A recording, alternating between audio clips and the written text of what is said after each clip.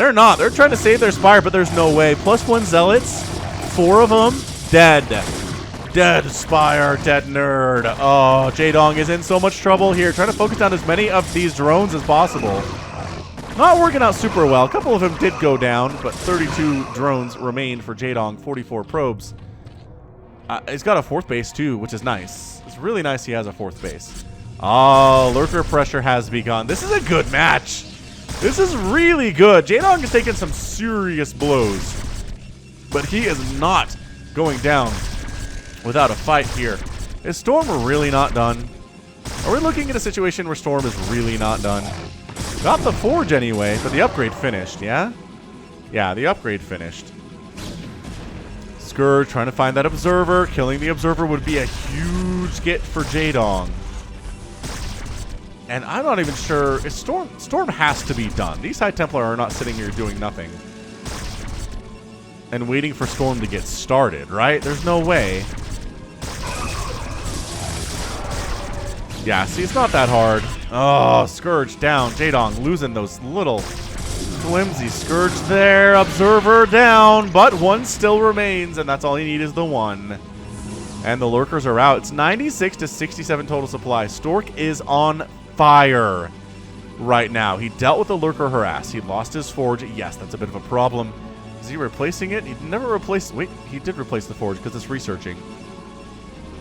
Oh, it's right there. Okay, I didn't look in the middle for some reason. I figured there was no room, but there is. So Jaedong happily on 4 bases, though. He's back up to 47 drones now, really droned up during that attack. And that's why Jaedong is one of the greatest players of all time. It's just his game sense of when to make stuff, when he can safely make a ton of units here is humongous. Shuttle? No. Shuttle? No, no, no, no, no, no, no, no. No, no, no, no, no, no, no, no, no, no. Don't go in there. 3rd base on the way. From Stork. Oh, that's unload. That's an unload. That's a storm. That's a really, really nice storm. Archon time. Nope. Your buddy just got eviscerated. It is not Archon time at all. 109 to 88 total supply in favor of Stork. Worker count's fairly similar, so that's a big army advantage right now for the Protoss. He's got legs. He's got Dragoons with Singularity Charge. He's got +1 attack. I hear lurkers burrowing in different places here. I don't know where exactly, though. Probably defensively, if I had to guess. Yeah, defending over at this 3rd base. The natural, little exposed, honestly. I guess these lurkers can kind of cover both. Yeah, lurker, as it turns out, not that great if you don't have Dark Swarm. Holy crap, the storms are amazing here. Lurkers falling. Several going down at once right now. This is so ridiculous for Stork. The Hydras are trying to split as best they can. Another lurker goes down. Another lurker tries to burrow in the middle of these Protoss units, and the Hydra count suddenly is enough to deal with these Dragoons. And Jaedong manages to hold in a really terrible position, but manages to get it anyway. However, still up 90 to 69 total supply. Got a 3rd base where all these shenanigans were happening. Didn't actually bring any Zealots down to deal with these Zerglings, which is a major problem. Even though they don't have upgrades, they're still pretty darn scary. Maybe no upgrades? I guess +1 melee is on the way. And +1 missile attack is coming in here. +2 missile attack, rather. But 3rd base up with the 3rd gas is a big deal for Stork. Sure, 4 bases have been running for Jaedong for some time, but Stork making it work. Still has that army supply, and there is still a hive in production, which means no Defiler Mound, which means no Dark Swarm for Jaedong for some time yet. Overlords continuing to scout about, trying to see if there are more shuttles here to ruin his day. Observer coming in to see the timing on the hive and recognizing, okay, the hive is not done. That means no Dark Swarm at all, which means these lurkers are going to be a lot worse than they normally would be. So we make some Zealots to deal with the Zerglings. We make Dragoons to handle the lurkers. The problem is you don't want the Zealots to die to the lurkers before they take out the Zerglings. So it's a tricky, tricky dance and a tricky balance. That's Singularity Charge. Stork didn't have range yet for Dragoons. I thought for sure he would have gotten it, but nope. I see it there now. Another Forge on the way for additional upgrades. +2 attack is now done for the ground units for Protoss. +1/+1 for the Zerglings.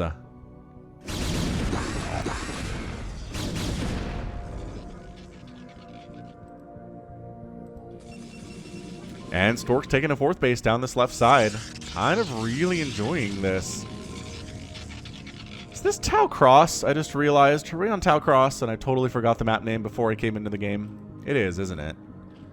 Got this here. You got this base. Oh, yeah. This is the famous Jaedong Flash TVZ on Tau Cross that I cast in regular and in Carbot the other day. Well, when Carbot first came out, which is not the other day. Not by any stretch. Yeah, this is Tau Cross. Look at me recognizing maps 15 minutes into the match. I am so smart, guys. I have more than 3 brain cells sometimes, it turns out. Adrenal glands on the way, Defiler Mount on the way from Jaedong, as you're wanting to be due against a Protoss opponent. These Lings trying to get some stuff done. They run into a bunch of Zerglings. Oh, High Templar down low! Big time! Sniping off that High Templar. That was big for those Zerglings. They don't have great upgrades, but hey, the 1-1 is not bad. Adrenal glands is done. They're officially speedy little guys on that attack.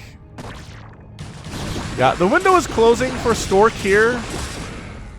There's very much a window wherein he's able to take these guys out without dealing with Dark Swarm, but that window is closing extremely quickly. That Defiler Mound is done. I actually don't see any Defilers in production, which concerns me immensely. Defilers in production, still 0. Okay, that's fine. See how lonely a lurker is in the world? It's so lonely. Jaedong actually trying to jump on this, which I don't know that I agree with. That's a dead lurker for sure. Dragoons are so good in this situation. So there's your Consume and there's your Defilers. Alright. So Defiler's out. Best unit in the Zerg arsenal is the Defiler. It really allows Zerg to win these high-level games. Without those, hard to do, but not impossible. Yeah, see how the Zealots are dying to the lurkers here. You need them. You need them for buffering is what you need. High Templar does not have Storm. This High Templar does have a Storm, but choosing not to use it on this group for some reason. I don't know what it is. Boy, what a ridiculous engagement in the middle here. Jaedong coming in from the top side, from the bottom side. Single Storm does go down. High Templar out. Zealots trying to fight. Lurker Spines causing some major problems there. Zerglings dropping on back of those Dragoons. And Stork is on the back foot here. He's pulling back to the relative safety of his cannons. Zealots coming on down to try to snipe a hatch of Jaedong's that I think is his 5th. They are not going to get it. And this is a Dark Templar drop. Ooh, Defiler down would be nice. Focus the Defiler. Doesn't happen. Defiler lives. Defiler ends up surviving on that one. So yeah, Jaedong has just been expanding like a boss. He's got an Ultralisk Cavern on the way. He's got Defilers. He has Consume. He's going to have Dark Swarm. Don't see Plague coming in, but Dark Swarm might just be enough to win the game.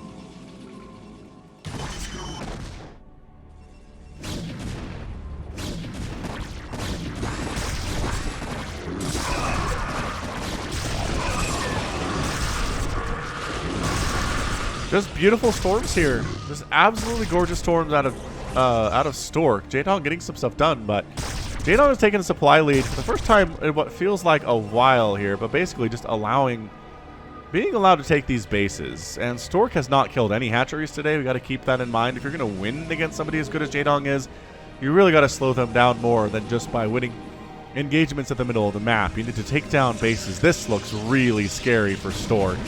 There's your Dark Swarm. There's your other Dark Swarm. And there's a dead Nexus. The army's out of position to deal with this. Does it really matter? The Adrenal Wings cruising on in. Nexus down. This looks really bad for Stork all of a sudden. The Zerglings not actually interested in engaging with that army. Thank you very much. But sniping down the Nexus was part of their programming. So they did. Boy, those Zerglings got chewed up by that High Templar. 7 down. Archon getting 5 kills in the mix too. So Stork does manage to hang on to this base.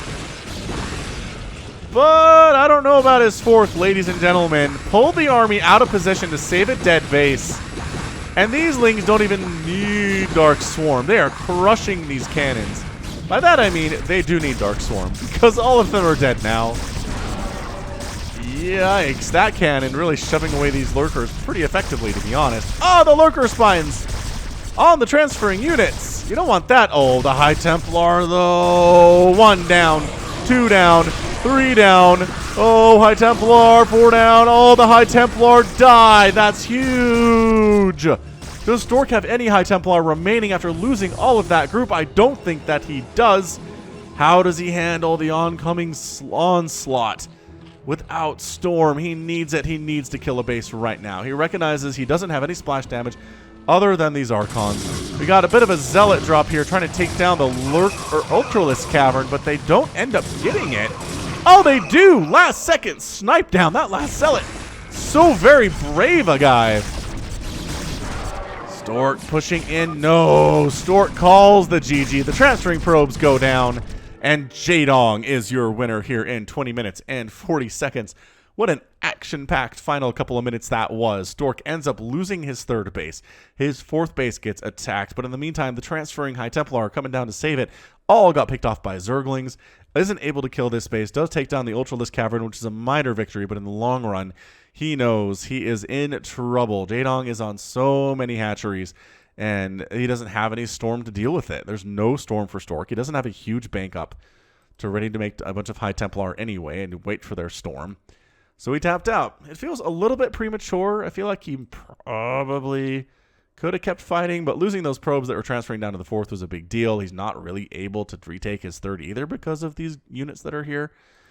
And he decided it was time to go. So what a game. What a really fantastic ZVP. And you know what? I think this is one of the first ZVPs I've cast where Jaedong wins in some time.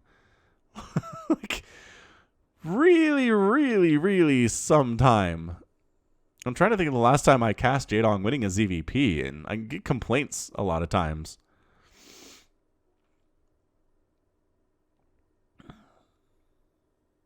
Anyway, great stuff.